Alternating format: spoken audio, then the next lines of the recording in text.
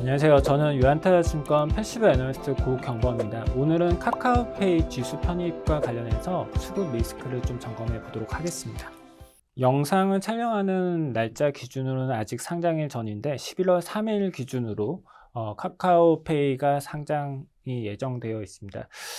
그 전에 그 기간 수요 예측이나 이런 부분들이 있었는데 일단 카카오페이의 그 기간에 대한 그 선호도가 예전과 비교해서 얼마나 좀 다른지 그걸 알아볼 수 있는 지표로 좀 봤을 때 기관하고 외국인의 선호도가 우리나라 대형 IPO 중에서 가장 높았던 케이스가 지금 슬라이드에서 보시는 8월 달에 상장된 카카오뱅크의 수요 예측 당시에 그 청약 경쟁률과 지분율 좀 보겠습니다.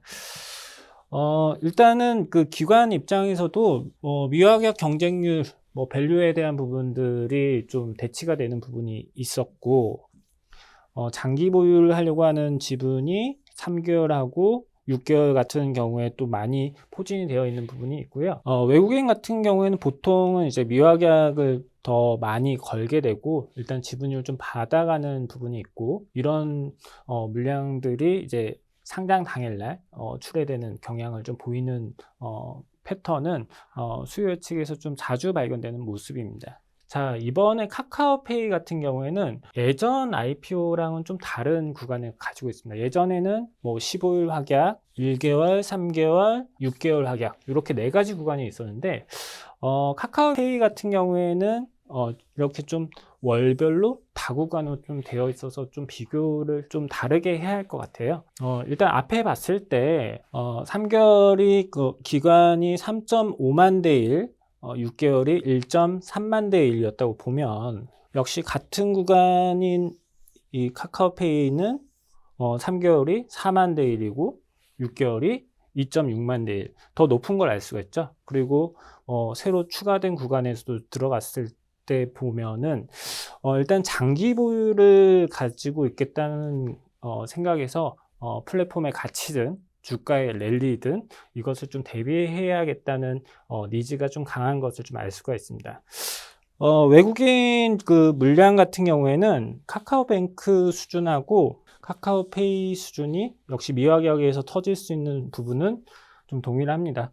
근데 이 지분이 높다고 해서 그날 주가가 조정을 받는다 그렇게 볼 수는 없는 거기 때문에 이 부분은 참고로 보시면 될 것 같고요. 저는 일단 그 지수 변경을 담당하는 애널리스트입니다. 그래서 이 카카오페이가 코스피 200 등 이런 정기 변경에 편입이 될 수 있느냐 이런 조건이 있는데 카카오페이가 11월 3일 날 상장이 됩니다. 그래서 원래는 이제 12월 정기 변경에 편입이 될 수 없지만 특례 편입으로 편입될 수 있는 조건이 될 수가 있습니다. 그때 이제 두 가지를 봅니다.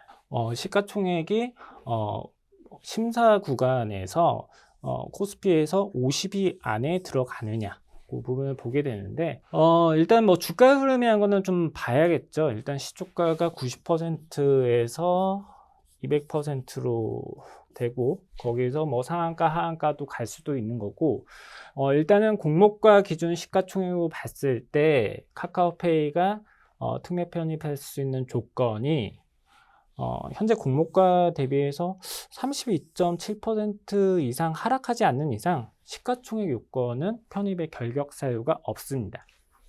근데 이제 다음에서 좀 유의할 점은 이 부분은 생각을 해요. 유동 비율이라는 개념입니다. 저희가 지수가 제일 유명한 게 코스피가 있고 코스피 200이라는 지수를 좀 들어보셨을 겁니다.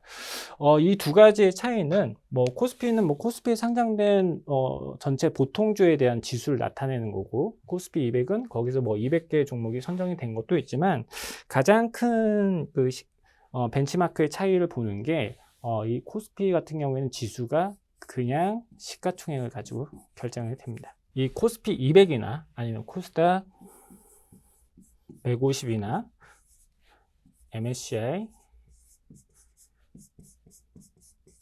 푸치처럼 글로벌 지수나 아니면 주요 기관의 벤치마크라고 하는 이 지수들에서는 유동 시가총액이라는 개념이 적용됩니다. 이게 어떤 거냐면 벤치마크에서 편입 비중을 결정할 때 시가총액 큰 애들로 가게 되면은 당연히 그 비중대로 뭐 배분이 될 겁니다. 근데 시장에서 유통되는 물량이 좀 중요하거든요. 그래서 뭐 대주주나 자사주 뭐 이런 것들은 시장에서 쉽게 풀릴 수 없는 그 비중이죠. 그래서 이런 주요 벤치마크 같은 경우에는 이런 지분들을 유통될 수 없는 물량이라고 해서 가감을 해서 편입 비중을 결정하게 됩니다. 지난 8월 달에 카카오뱅크 같은 경우에는 이 유동 비율이 뭐 한 15에서 20% 정도 결정이 됐습니다. 이 카카오에 대한 뭐 대주주나 보호 예수가 걸려 있는 지분들 이런 거 제외해서 이렇게 편입 비중이 결정이 되는데 근데 실제로 시장에서 이런 뭐 매수나 매도 뭐 유통을 좀 봤을 때 그 정도 됐느냐? 그건 아니거든요. 이렇게 벤치마크에서 지정하는 비율이 있지만 신고되지 않은 지분들도 뭐 설립 당시에 있는 지분들 이런 게 있다 보니까 실제 시장에서는 한 8% 정도밖에 안 되는 지분이 있다 보니까 조금만 사도 크게 올라가고 조금만 팔아도 크게 내려가는, 이걸 보통은 이제 변동성, 베타 이런 개념을 좀 많이 쓰기는 하는데 유동 물량이 적을 때마다 이런 변동성이 확대되기 때문에 이런 그 주요 벤치마크 같은 경우에는 이런 부분들을 유동 비율이 낮은 종목에 대해서는 조금은 편입 비중을 낮춰주게 되어 있습니다. 지금 카카오페이에서 좀 걱정하는 문제는 이 부분입니다. 뭐 지분이 카카오뱅크처럼 뭐 여러 설립 자본이 있는 건 아니에요. 그 알리페이가 2대 주주로서 문제는 보호예수가 걸려 있는 지분이 있고 상장일 당일날 바로 매도 가능한 지분이 있습니다. 원칙적으로는 아까 말씀드렸던 주요 벤치마크에서는 이 유동 비율을 한 36% 정도 이 매도 가능한 것들이 있으니까 그렇게 할 수가 있는데 일단 상장 후에 카카오뱅크처럼 시장에서 유통되는 물량이 좀 적다 그렇게 된다고 하면은 최대한 뭐 이 알리페이가 뭐 언론 보도에서 얘기가 하는 것처럼 매도하지 않을 거다 이렇게 하면은 실제 유통되는 물량은 7%밖에 되지가 않거든요. 이런 걸 좀 봤을 때는 12월 달 코스피 200 편입이 될 때 이런 부분은 좀 감안해서 유동 비율이 좀 조정돼서 편입 비중이 좀 낮아질 수가 있다. 그 점을 좀 유의할 필요가 있고요. 이 부분은 코스피 200 편입했을 때 비중을 볼 때 비율인데 상장 당일날 매도 가능한 지분이 어느 정도인가? 그동안 뭐 대형 IPO들 작년 하반기부터 SK바이오팜부터 쭉 있죠. 상당히 뭐 이렇게 낮았던 부분이 카카오뱅크인데 현 정도 낮고, 근데 카카오페이는 역대 IPO 중에서 가장 낮습니다.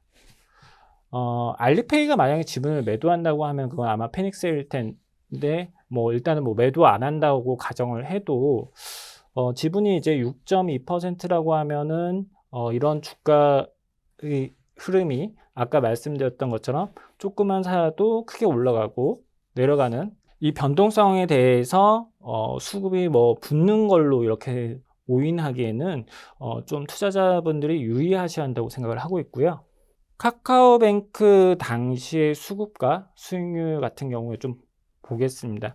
일단 카카오페이랑은 좀 비교를 해야 하는 게 카카오뱅크 같은 경우는 8월 20일경에 MSCI 지수에 편입이 됐습니다. 그 부분이 약간 더 부스터가 있었다고 생각을 하고 있고요. 이 부분은 이제 설립 자본이 이제 매도를 하는 부분에서 시장 충격이 있어서 이제 흘러내려갔던 부분이고, 실제 코스피 200 리밸런싱은 9월 9일 정도에 이렇게 매수가 들어오고 외국인은 매도하는 패턴이 좀 나왔습니다. 카카오페이 같은 경우에는 아마 뭐 설립 자본에 대한 매도 대한 부분이 없을 거고, MSCI 지수는 뭐 주가 흐름이나 이런 것들을 좀 더 관망을 해야 한다고 보고 있는데, 일단 현재 공모가 기준으로는 좀 편입은 좀 어렵다고 좀 보고 있습니다. 그런 부분은 좀 유념하셔야 할 것 같고요.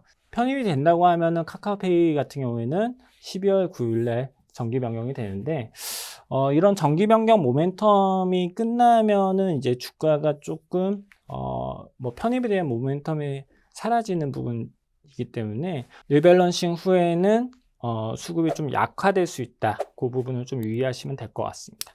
네, 준비된 내용은 여기까지고요. 영상 시청해 주신 점 감사드립니다. 티레이더 유한타 티레이더 투자 타이밍은 티레이더